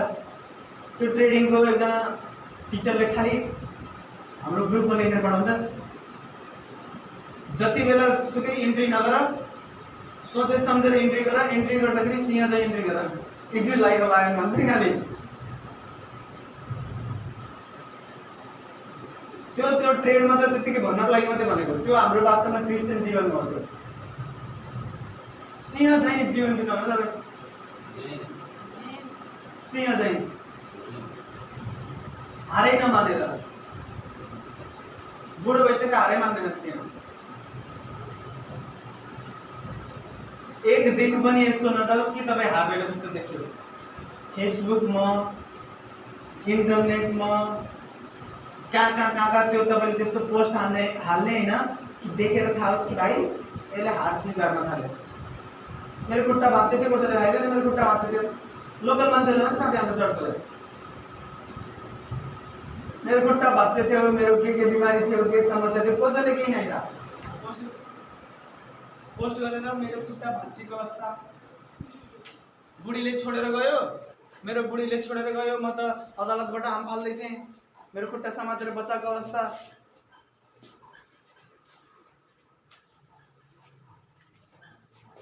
$2 लाख ऋण थियो, 15 लाख भइसक्यो, 15 लाखको ऋणको अवस्था। अझै कस्तो एउटा हाम्रो रिलेटिभ छ क्या, आफन्त क्रिस्चियन होइन, फ्रेन्ड रिक्वेस्ट सेन्ड गरेँ, फेरि एक्सेप्टै गर्नु न, तपाईँ त ठुलो मान्छे हो कि। ल ठिक छ, त्यसलाई एक्सेप्ट गरेको त्यसको पोस्ट हेर्ने भाइले के लेख्छ पोस्टमा कि एकजनालाई चुनी बदला लिने समय आउँदैछ। पोस्टमा लेखेको थियो कि पुरा एकदम आफ्नो मुख चाहिँ सेन्टी बनाएर। अनि मेरो मन दुखाएकोहरूको सबैको एक दिन मन दुख्नेछ, के लेख्यो। अनि कमेन्टमा फेरि त्यसको आफन्तले दिदीबहिनीहरूले सबै मेरै रिलेटिभ्स हुन्थ्यो नि, चर्च आउन नि त्यसले रङ क्रिस्चियन। एउटा लेखेछ, दिदी नाच्दिन, एकको साथमा 2 दिन ला। पोस्टमा त्यो देखेर थाहा हुँदैछ कि भाइ कति जोकर हो तिमीहरू, हारेको जिन्दगी। मान्छेले हेर्दैन हुन्छ जीवन जिउनुपर्छ यस्तो कि तपाईँको विरोधीले हेरेपछि त मुदोस् कट्नु सालले चाहे खुट्टा भाँच्चोस् तपाईँको, चाहे हारै नस्वीकार्नु क्या तपाईँले। जब मेरो घर आउनुभयो तपाईँ, मेरो घर कुकुर छ, ठिक छ, कुकुरले तपाईँलाई भोग्यो, लपड्न थाल्यो, तपाईँ भाग्नुभयो, हार स्वीकारेर पनि तपाईँ खत्तम। तपाईँको कपडा सपडा सबै नटोक्ला होइन, कोतार्दैला या के गर्ला, तर तपाईँ हार स्वीकारेर भाग्नुभयो, तपाईँको अवस्था खराब हुन्छ, पुरै खराब। तर त्यो भुकेछ, जेसुकै गर्न खोज्छ, तपाईँ थपक्क बस्नुहुन्छ, हारै स्वीकार्नु न, तपाईँ थपक्क बस्नुहुन्छ। हार नस्वीकारेर थपक्क बस्नु भने तपाईँको कपडा पनि सफा हुन्छ, टोक्दा पनि टोक्दैन। बाइबलमा कुकुर भनेर लेखेको छ, शैतानलाई थाहा छ तपाईँलाई, पढ्नुभएको छ। सर्प, त्यो कुकुर, त्यो अजिङ्गर। जब तपाईँले हार स्वीकार्नुभयो र तपाईँको विरोधीको सामने, शैतानको सामने देखाउनुहुन्छ कि हेर मैले हार स्वीकार्दैछु, त्यसले झन् बढी बल पाउँछ। शैतानले तपाईँलाई हेरेर थाहा पाउनुपर्छ कि भाइ यसको यस्तो अवस्था भएछ, यस्तो अवस्था गराइदिए पनि यसले हारै स्वीकारेको छैन, हार मान्दै नि मान्दैन, अनि त्यसलाई बल्ल डर लाग्छ। बुझ्दै हुनुहुन्छ मेरो कुरा? जब तपाईँले हार स्वीकार्नुहुन्छ त्यसलाई डर लाग्छ। जब तपाईँले हार स्वीकार्नुहुन्छ शैतानले एटेन्सन चाहन्छ। के भन्छ तपाईँको एटेन्सन नेपालीमा शैतानले उतिर ध्यान दिनु भन्ने चाहन्छ। शैतानले यसले मतिर ध्यान दिए हुन्थ्यो भन्ने चाहन्छ।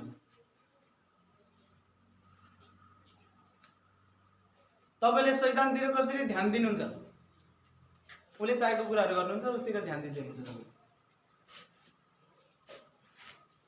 बुझ्नुभयो मेरो कुरा कि नै? आमेन। यस्तो लाइफ जिउनु अवस्था र परिस्थितिले तपाईँलाई पिटेर 3 दिन च्यानमा राखिदियो।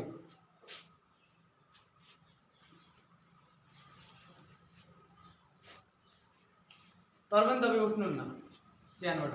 तपाईँलाई थाहा छ अलि दिन म उठ्न सक्दैन होला, तर मनमा तपाईँले हार स्वीकार्नु भएको छैन। तपाईँले केही पोस्ट हान्नुहुन्न कि म मरेको अवस्था च्यानमा, अनि 3 दिनमा जीवित हुने अवस्था।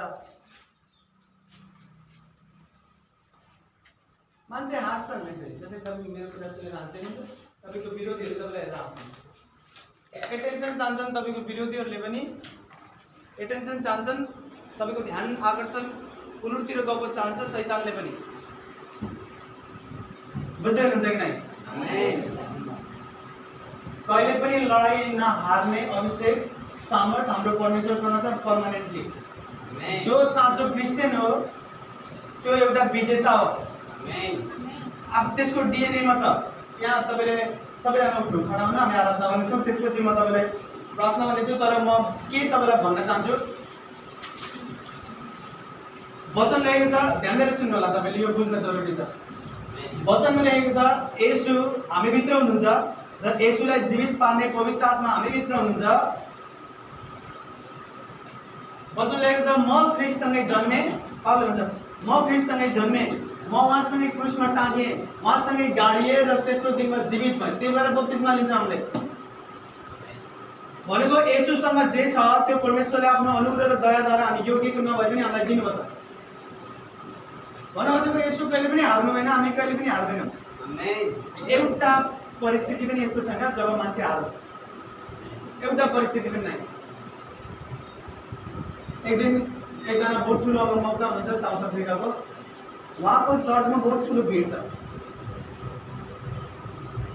3 लाख 4 लाख मान्छे जम्मा हुन्छन् हप्तामा सङ्गति गर्नको लागि। उहाँ आफै पनि डक्टर हो, उहाँ आफै डक्टर हो, बहुत ठुलो बिजनेसम्यान छ, बहुत ठुलो सेवकाई छ।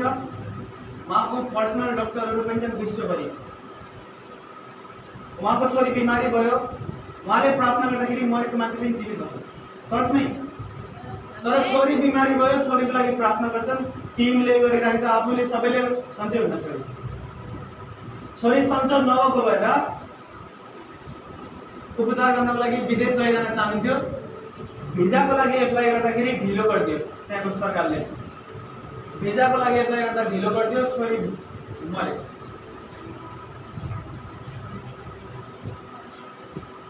छोरी मरेपछि नुहाइधुवाइ गरेर फ्रेस भएर कोट प्यान्ट लाएर चर्चमा आएर भन्नुहुन्छ हाम्रो छोरी प्रभुमा सुतेछ, चोट लाग्छ हामीलाई, हामी हारेको छैनौँ। तर जहाँ 2-3 लाख विश्वासी हुन्थे, ठुलो सभा राख्यो, यति ठुलो सभा राख्यो कि त्यो उहाँको भिडको सबभन्दा ठुलो भिडहरूमध्ये एक। मान्छेले भने के गरेको तपाईँले? छोरी बिमारी हुँदासम्म प्रार्थना गर्दै हुनुहुन्थ्यो, आराधना गर्दै हुनुहुन्थ्यो, उपवास बस्दै हुनुहुन्थ्यो। छोरी मर्ने बित्तिकै अब नुहाइधुवाइ गरेर खाना खाएर निस्किनुपर्छ। अरूले के गर्न सक्छन्? उहाँले हाम्रो हातमा जे छ हामीले गऱ्यौँ, हामीले गर्दा पनि हामी फस्यौँ, हाम्रो सफलता हामीले पाउन सकेनौँ भने सबै परमेश्वरको हातमा छ। हामी चोट लाएर लोट्यौँ तर हारेको छैनौँ। यो हाम्रो जीवनको त्यो अवस्थाबाट जब परमेश्वरको महिमा उहाँले गर्न थाल्नुभयो, उहाँले चाहिँ के भन्नुभयो, मेरो छोरी मरिसकेको भएर दुखी मनाउने रुने समय सक्यो, एक दिनभन्दा धेरै कोही नरोस्। अर्को दिनबाट सभा राख्नुभयो, भन्नुभयो अर्को दिनबाट प्रशंसा गर्ने कि मेरो छोरी स्वर्गमा छ र त्यसलाई स्वर्गमा भेटिन्छ। जब अर्को दिनबाट सभा राख्न थाल्नुभयो, लाखौँ मान्छे जम्मा भए विश्वभरिबाट, एकदम ठुलो भिड, हारेर बसेको भए, हे परमेश्वर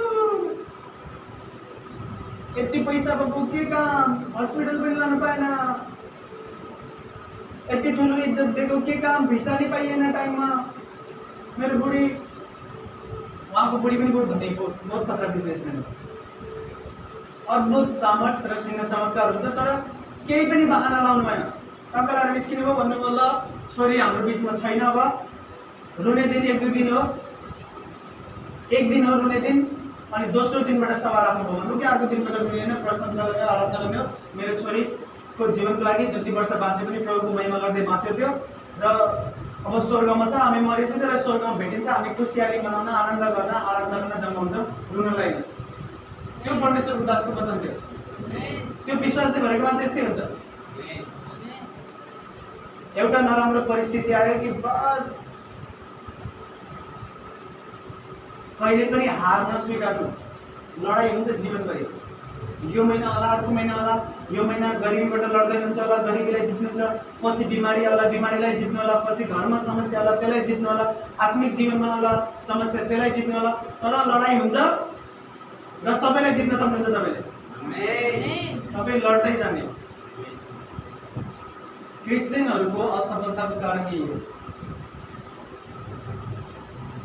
म तपाईँलाई 30 सेकेन्डको लागि यो भन्छु, अनि तपाईँलाई यो भनेपछि हामी प्रार्थना गरेर जाँदैछौँ, बिमारीहरू निको हुनेछन् है। तर सुन्नु ध्यान दिएर, जब सेवकाई सुरु भयो, मलाई मान्छेले भन्नुहुन्थ्यो कि चर्च बनाउनु, उमेश भाइ चर्च बनाउनु, धेरै मेरो पास्टर साथीहरू, अगुवा साथीहरू पनि मलाई भन्नुहुन्थ्यो चर्च बनाउनु, चर्च बनाउनु। हाम्रो टिमको मान्छेले पनि भन्नुभयो कि चर्च बनाउनुतिर किन ध्यान जान्न, चर्च बनाउनु पर्छ। मैले भने हाम्रो उठेको सबै भेटी अफरिङहरू हामी सुसमाचारमा प्रयोग गर्छौँ। पहिला हामीले सुसमाचार सुनाउँछौँ, चर्च बन्दै गर्छ। एकछिनको लागि मलाई पनि अचम्म लाग्यो कि भाइ सुसमाचार सुनाउँदै बसौँला, विश्वासी पनि नबढ्ला, अनि यताको त्यो चर्च बनाउने पैसा सबै सुसमाचार गर्दा यो गाउँ त्यो गाउँ गर्दा गर्दा हेरेर गर्छ चङ्गे कार्यक्रम। तपाईँलाई चाहिँ हाम्रो चङ्गे कार्यक्रममा कति खर्च हुन्छ? बहुत धेरै खर्च हुन्छ, सोध्न सक्नुहुन्न। तर मेरो मनमा के थियो कि चर्च त जसले नै बनाउँछ, बोलतिर हेर्नुहुन्छ चर्च छ, त्यो भवन छ, 2 जना मान्छे 3 जना मान्छे बसेर आराधना गर्छ, भवन जसले पनि बनाइदिन्छ। मैले भने नाइ परमेश्वर, यदि मैले ठुलो भिडमा तपाईँको प्रचार गर्ने होइन, यदि आश्चर्यकर्म हुने होइन, र यो सुसमाचार गाउँ गाउँमा सहरमा फैलिन्न भने चर्च बनाउनेतिर मेरो ध्यान छैन। के भयो अहिले लगभग हामीसँग 600 जना विश्वासी छन्, 600 जना विश्वासी छन्, चर्च पनि बन्दैछ, विश्वभरि मान्छेले पनि चिनिरहेका छन्। हाम्रो क्यालेन्डरहरू बुक छ सँगै कार्यक्रमको लागि, हामीले क्यान्सल गर्नु परेछ कि नाइ हामी यति धेरै गर्न सकिन्न, हामी थाकिन्छ, हामी यो सहरमा यो वर्ष आउँदैनौँ, यो सहरमा यो महिना आउँदैनौँ। धेरै झापा, काठमाडौँ, दाङ, तुलसीपुर, रोकी कैलाली, यस्तै सैलुङ, काठमाडौँमा 2टा ठाउँ, एउटा ठाउँ जहाँ हामी सँगै कार्यक्रम गरेर काठमाडौँमा फर्क्यौँ, त्यो पास्टरको अब चर्च भत्काएर ठुलो बनाउँछन् भनेछन् कि अन्डर नयाँ, दुईटै हाम्रो आनन्दको चर्च जो हाम्रो पहिलो सँगै कार्यक्रम थियो काठमाडौँमा, परमेश्वरको महिमा देखा पर्यो, बहुत ठुलो काम भयो, चर्चको हल भराएर फुटालेर बहुत ठुलो बनाए। त्यो चर्चले ठुलो बनाएपछि सेकेन्डचोटिको हाम्रो सँगै कार्यक्रम थियो, अर्को चर्चमा एकचोटि हाम्रो त्यो यति बेला को गर्नु पर्छ, त्यो ठाउँको चर्च पनि भत्काएर ठुलो बनाइसकेको। मलाई भिडियो पठाएको थियो कि हामी हटेनौँ, त्यो सँगै कार्यक्रम पछि यति धेरै मान्छे बढे कि हामीले भत्काइदियो पुरै र ठुलो बनाउँदैछौँ। यो परमेश्वरको महिमा हो, एउटा मात्रै सँगै कार्यक्रम हो, त्यति ठुलो। यो यसको लागि तपाईँले स्वीकार्नुपर्छ मनबाट भन्ने मान्छेहरू आउँछन्।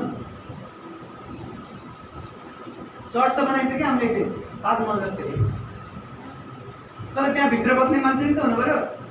चर्च सिटीको म एक ठाउँमा चर्च गएँ, 3 जना 4 जना कतिजना गर्थ्यौँ, यति ठुलो चर्चको त्यो कम्पाउन्ड बााउन्ड्री सङ्गति हुन्थ्यो 8-10 जना, 15-16 जना,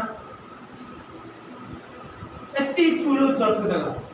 फेरि अर्को ठाउँमा हामी गयौँ एकचोटि परमेश्वरको अनुग्रहले हामी त्यहाँ पुग्यौँ। त्यो चर्च त देख्दाखेरि त हामीलाई यो चर्च हो कि होटेल हो कि के हो। 50वटा भन्दा बढी कोठाहरू छ त्यहाँ।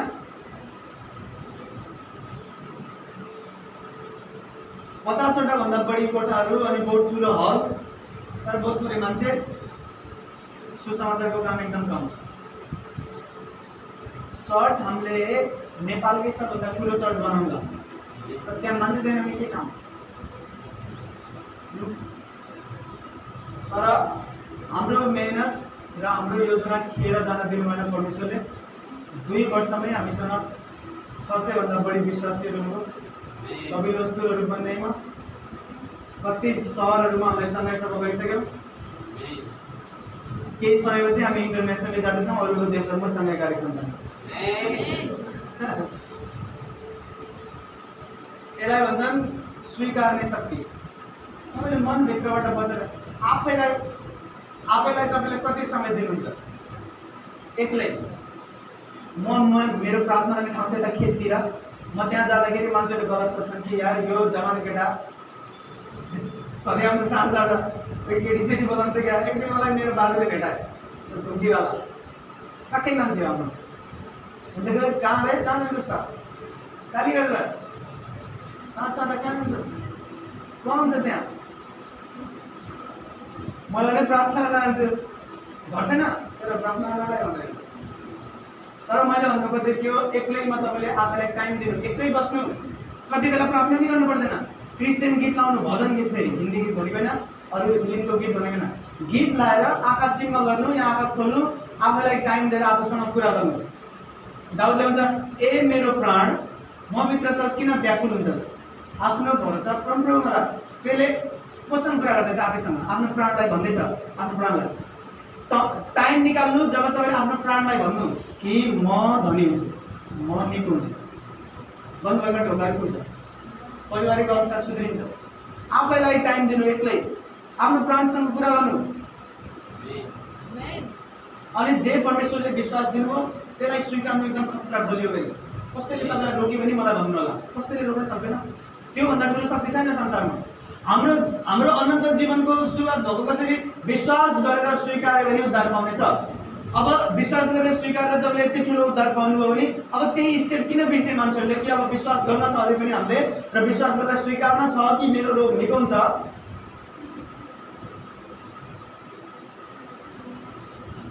यस्तो ठुलो चर्च हुन्छ हाम्रो। तपाईँ लाग्छ कि यो चर्च हो कि मेला हो कि बजार हो, यो यस्तो महान काम परमेश्वरले गर्नुहुन्छ। अद्भुत रीतिले रूपन्देही जिल्लामा पनि गैरसमा पनि।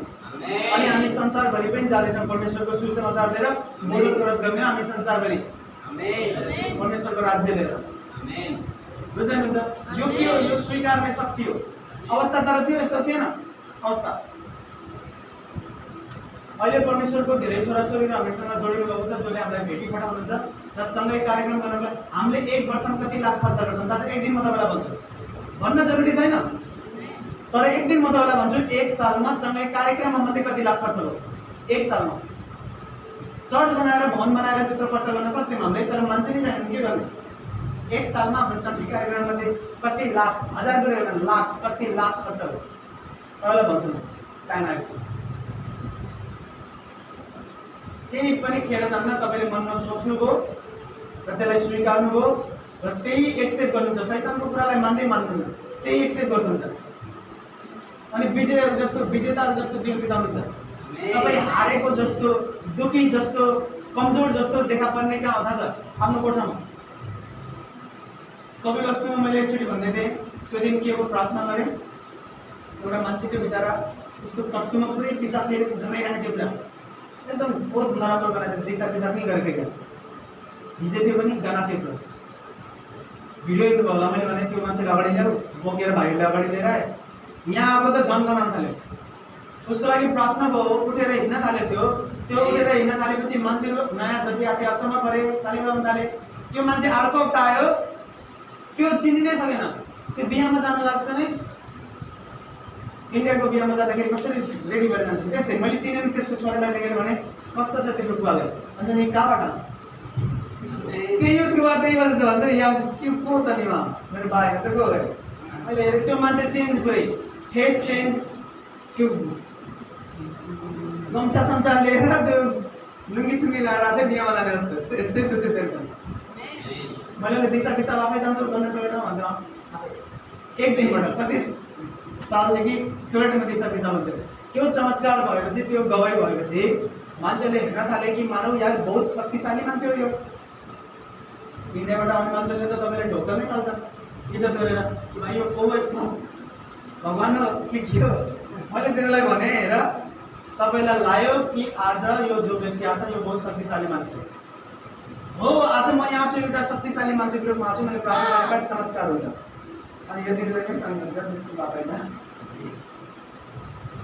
तर म यहाँ शक्तिशाली मान्छे जस्तो देखा पर्छु मान्छेहरू अगाडि देखा पर्ने नै शक्तिशाली जस्तै हो कमजोर देखा पर्ने रुने कहाँ हो थाहा छ जब ढोका थुनेर प्रार्थना गर्नुहुन्छ छाती पिट्दै भन्नुहुन्छ परमेश्वर ममाथि दया गर्नु मलाई तपाईँको आवश्यकता छ मेरो जीवनभरि मेरो साथ नछोड्नु म आफ्नो कोठामा एउटा कमजोर व्यक्तिको रूपमा जान्छु जब म कोठाबाट निस्किन्छु त्यसपछि त शैतान न फैतान जो मर्जी आओस् मेरो बाटोमा सबलाई कुल्चिँदै मार्दै हिँड्ने अगाडि यसलाई भन्छ विजय जीवन विजय जीवन भनेको त अब क्रिस्चियनहरूले उल्टो गर्छन् फेरि परमेश्वरको उपस्थितिमा घमण्डी भएर जान्छन् एकदम गरेर अनि परमेश्वरको उपस्थितिबाट निस्किन्छन् अनि एकदम थाकिरहेको छ आज एउटा मान्छेको अवस्था आनन्द छ एकदम नेगेटिभ कुराहरू मात्रै देखाउँछन् संसारले तपाईँले आफूलाई देखाउने हो कि तपाईँ परमेश्वरको सन्तान हो आफ्नो विजय देखाउने हो आफ्नो शक्ति देखाउने हो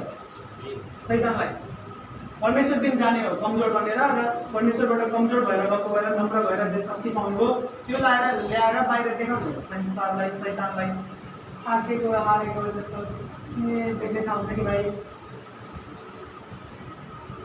शैतान देख्दै थाहा हुन्छ कि भाइ यो जो यसले पक्कै मलाई टेन्सन दिँदैछ 100% पुरै एट्र्याक्सन पुरै ध्यान छ यसको मतिर आजदेखि त्यस्तो लाइफ झेल्नु एउटा पनि लडाइँ नहार्नु एउटा पनि लडाइँ नहार्नु घर बनाउन सक्दैन भन्छ तपाईँले बनाउनुहुन्छ घर हो गर्दा गर्दा चुक्नु होला तर तपाईँले सक्नुहुन्छ हार त नमान्नु हार नमानिकन अगाडि बढ्नु आज यो मेरो प्रार्थना छ तपाईँको जीवनमा यस्तो शक्ति आओस् परमेश्वरको र यति ठुलो विश्वास आओस् कि तपाईँले हारै नमान्नु भएकोस् कहिले पनि हार नमान्नु भएकोस् कुनै अवस्थामा हार नमान्नु भएकोस् कहिले पनि नै चाहे जे सुकै होस् अवस्था हाम्रो जो किङ जिजस मिनिस्ट्रिज हेर्नुहुन्छ तपाईँले तिलक दाई हाम्रो टिभी जोशी दाई नेपालमा सबभन्दा अद्भुत रीतिले पहिलेदेखि गरेको सेवकाई जसले संसारभरि इन्टरनेटको माध्यमद्वारा मान्छेलाई आशिषित बनाउँदैछ त्यो हाम्रो तिलक दाईको सेवकाई हो सबभन्दा धेरै तिलक दाईको अवस्था कस्तो थियो एकदम खतरा नाजुक भइसकेको थियो अवस्था एकदम तपाईँलाई मैले कतिचोटि भनिसकेको छु अवस्था कुन अवस्थाबाट भएर उहाँ जानुभयो तर हार मान्नु भएन हार नस्वीकारेको भएर आज कसरी विजेताहरू जस्तो जीवन जिँदै हुनुहुन्छ र उहाँलाई देखेर कति उत्साह पाउँदैछ संसारभरि नेपालको कुरा छोडिदिनु संसारभरि नेपाली क्रिस्चियन जहाँ पनि छ संसारमा नेपाली भाषा बोल्ने क्रिस्चियन संसारमा जहाँ पनि छ धेरै सबैले त भन्दैन तर धेरै मान्छेले उहाँको बारेमा उहाँलाई चिनेको छ उहाँको भिडियोहरू हेर्छ होला तर उहाँलाई चिन्छ 100% धेरैले उत्साह पाउँदैछ उहाँको जीवन देखेर रोगीहरू निको हुँदैछ तर उहाँको अवस्था नराम्रो थियो एकदम नाजुक भइसकेको थियो परिस्थिति यस्तो थियो कि मानव हारिसक्नु थियो कति अगुवाहरू कति पास्टर लिडरहरूले पनि सोच्नुभयो कि सिद्धि हो खत्तम भयो तर केही पनि खत्तम भएन राजाहरू जस्तो विजेताहरू जस्तो परमेश्वरले उहाँलाई जीवन दिनुभएको छ र विजेताहरू जस्तो जिउँदै हुनुहुन्छ सबैको लागि हुन सक्छ यो हार मान्नु भएन भने त्यत्रो जतिजना मेरो टिममा हुनुहुन्छ टिममा हुँदा पनि आशिषित हुन्छन् मान्छेहरू टिमबाट बाहिर जाँदा पनि आशिषित हुन्छन् त्यो तिनीहरूको गल्ती हो कति टिममा हुँदा पनि आशिषित हुन्छन् कति टिमबाट निस्किँदा पनि आशिषित हुन्छन् बुझ्दै हुनुहुन्छ कि मेरो कुरा? तपाईँको विश्वासमा भर पर्छ। के स्वीकार्दैन हुन्छ तपाईँले कि भयो बर्बाद खत्तम मेरो जिन्दगी यही हो, अब केही पनि भ्याइएको छैन, केही पनि भ्याइएको छैन। कति वर्ष गर्नुहुन्छ तपाईँ? अझै कति वर्ष जिउनै छ तपाईँ? अझै कति महान महान योजना छ तपाईँको लागि भविष्यमा? एउटा अधिकार पाएको मान्छे जस्तो जीवन जिउन सुरु गर्नु। यदि मलाई अधिकार दिएको छ, मैले अधिकार प्रयोग गरेन भने तपाईँ निको हुनुहुन्न। तर मलाई दिएको अधिकार प्रयोग गरेर म दुष्ट आत्मालाई हटार्छु भने तपाईँ निको हुने हो। अधिकार नप्रयोग गर्दाखेरि मान्छे हार्छ। तपाईँलाई दिएको अधिकार प्रयोग गर्नु, मार्दिनु शैतानलाई। शैतानको कुरा स्वीकार्दैन, स्वीकार्नु। परिस्थितिले हार्यो त हारिस त सिद्धिस भन्छ, तर तपाईँ नस्वीकार्नु त्यो परिस्थितिको कुरा। अन्य कुन गीत गाइरहेको थियो? दिल में बसा लिया है तुझको अनि रूह में समा लिया भनेको आफ्नो। अब तपाईँलाई हिन्दी थाहा होला है, ट्रान्सलेट गर्न पर्दैन। तर तपाईँको हृदयमा तपाईँले यसोलाई राख्नुभएको छ। तपाईँको आत्मामा मलाई बसाउनु भएको छ। तपाईँको आत्मामा एक भइसक्नुभयो, हृदयमा तपाईँसँग एक भइसक्नुभयो। र त्यो व्यक्ति जो तपाईँसँग एक भइसक्नुभयो, जसले एउटा पनि लडाइँ हारेको छैन, तपाईँ कसरी लडाइँ हार्नुहुन्छ? 3 दिनसम्म मलाई कुर्नु पर्यो, अलि दिन तपाईँलाई कुर्नु पर्ला, तर एउटा पनि लडाइँ हार्नुहुन्न तपाईँ। एउटा पनि लडाइँ हार्नुहुन्न। मैले मजाक गरेको होइन। तपाईँलाई जसले हार्दै गरेको देख्न चाहन्छ त्यो व्यक्ति कुर्दा कुर्दा कुर्दा कुर्दा कुर्दा कुर्दा त्यो स्वर्ग जाला। विश्वास हो भने तपाईँ हार्नुहुन्न, कहिले पनि हार्नुहुन्न। स्वीकार्दै नस्वीकार्नु। आँखा बन्द गर्नुहोस् सबैले। तपाईँ हातहरू उचालेर समर्पण गर्नु, भन्नु परमेश्वर तपाईँको इच्छालाई म स्वीकार्दछु, तपाईँको राज्यलाई म स्वीकार्दछु येशूको नाममा। तपाईँको इच्छा मेरो लागि रोटी हो र तपाईँको राज्य मेरो लागि एउटा जीवित वचन हो। तपाईँले भनेका सबै कुराहरू म मान्नेछु परमेश्वर। तपाईँबाट आएका सबै कुराहरू म स्वीकार्नेछु। म बिमारीमै मर्ने छैन, मैले बिमारीलाई जित्नेछु, गरिबीको श्राप तोड्नेछु। जुनसुकै अवस्था, जुनसुकै घटनाले जेसुकै भने पनि तपाईँले त्यो अवस्था, त्यो घटनालाई जित्नुहुनेछ येशूको नाममा। विजेताहरूभन्दा अझ बढी तपाईँ हुनुहुनेछ र एउटा यस्तो कुनै पनि अवस्था हुने छैन जसले तपाईँलाई फसाओस्। सबै लडाइँ लडेर तपाईँले जित्नुहुनेछ।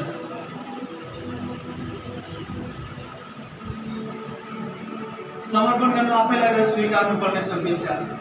शैतानले ल्याउने सबै शैतानका बाधालाई इन्कार गर्नु।